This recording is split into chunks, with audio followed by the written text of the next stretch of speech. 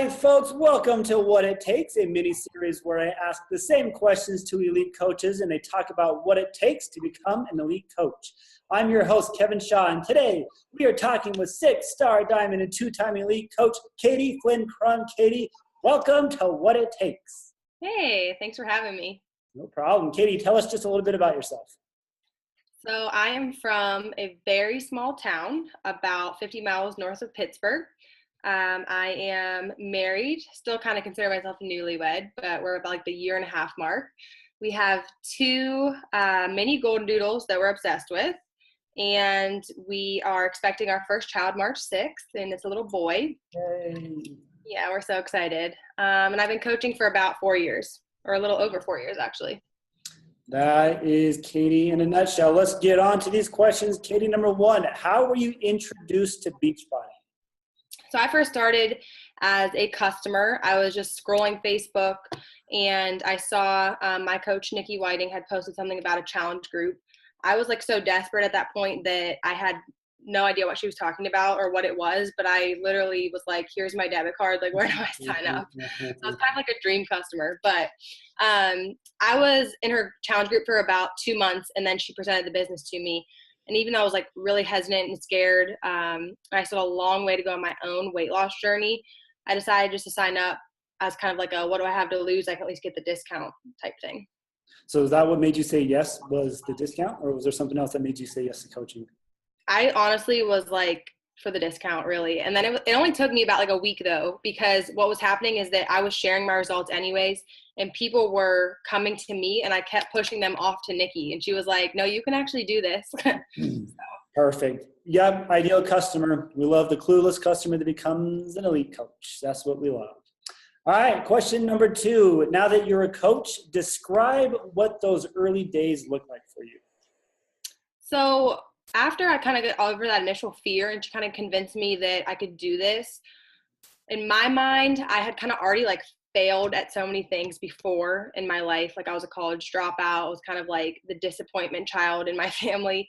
I didn't want to fail at anything else ever again. So I was like, if I'm going to do this, then I'm going to do it like the right way. So I feel like back then it's definitely different than it is now. We didn't have as many tools available to us, like right at our fingertips, which I think is like such a great thing for coaches now. But also on the flip side, back then it was kind of like we all just like banded together and figured it out as we went. So even though I looked to my upline and her upline as like so much inspiration and help with my business, it really was like we all kind of had started within less than a year of each other. So we were all kind of just figuring it out as we went.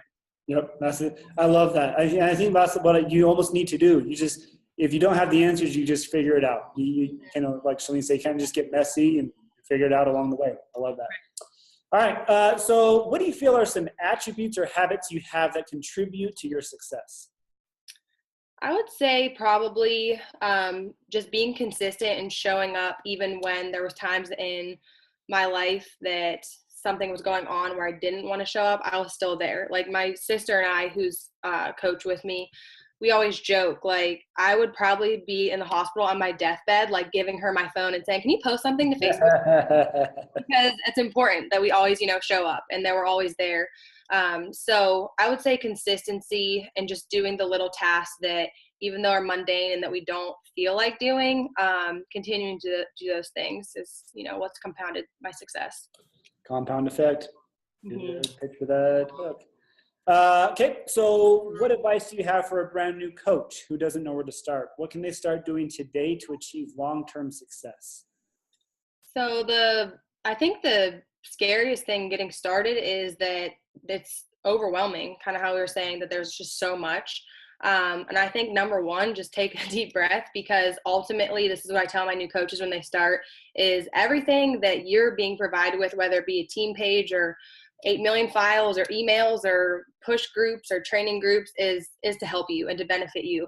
So even though if you're overwhelmed by everything, just kind of take a deep breath and pick something to focus on and go from there. And then on the other side, I would say figuring out where you're going to be running your business, what social media platforms, and starting to learn there. social media is the storefront of our business. It's everything. And if you are somebody that comes into the business, and I've seen it a lot where people aren't pros at social media, but by any means that we know it's always changing and none of us are pros. But I feel like if you can start to just pay attention to the trends that are happening and the new things that are coming up, like Instagram stories and things like that, if you can just be there to learn, then it's just going to help you in the future. Yep, couldn't agree more. Just show up. All right, so on the flip side, what about the coach who is struggling or is thinking about giving up? What advice do you have for them? I think it's kind of one of those moments where you have to gut check yourself.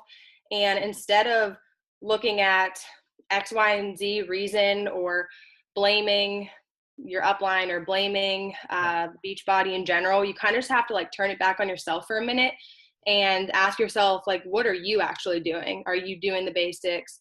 Are you showing up? Are you being a team player? All those types of things, because ultimately it probably is something that you're doing that is, what's holding you back. Even something as simple as like not doing personal development, even though we talk about it so much, like it's probably something like that that's holding you back. And also that in 4 years of coaching, I've seen the coach give up that ultimately comes back and regrets it so much. I mean, I've had it happen so many times where I've had girls come back into my business, which is great. And it makes me so happy to see them come back. But I wish they wouldn't have given up so soon in the beginning and realized that this is a long journey and this isn't something that happens overnight. Yep. That's a good gut check. I like that question. You know, it may be hard to do to actually put the blame back on yourself, because there may be something out there that you could blame. That's not the issue. But when it comes to your success, it ultimately does come down to you. So yeah, look inside and see what you can fix. That's very good advice. All right. So last question on advice. What is the best advice you've received regarding your business? Advice Somebody gave you. That something that my upline, that she always, we talk about this all the time, and that she's given me just, in the past or even in the present, is to just always stay true to who you are and be authentically you and raw and real, and be able to kind of take like the pride hat off and realize that you sharing your struggles is what people want to see and what they want to hear, and they don't want to see somebody that's perfect. So once I was able to really strip those layers and be like 100% like who I actually am, and sharing my struggles with anxiety and depression and things like that, people, they love that and they want to hear those things. So definitely just being 100% who you are. There you go. Great advice. All right, on to the speed round. Okay, this is where I'm looking for short, quick answers. On average, how much time do you spend working your business? Oh, man. I would say focused, like sitting at my desk, like computer hours, probably 2 to 3.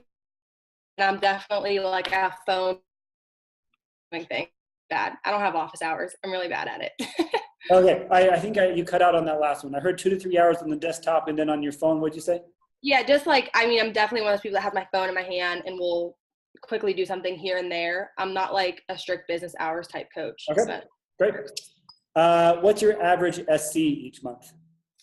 I just was looking at that the other day, and this year so far, my average is 15 points a month. Okay. What percentage of time do you focus on your own business versus your team? 50-50. 50-50. And what leadership ladder rung are you at right now? Last month, team leader. Team leader. Okay, it is time for questions from a house. Kate has no idea what question I'm going to ask. Here is today's question. Katie, here we go.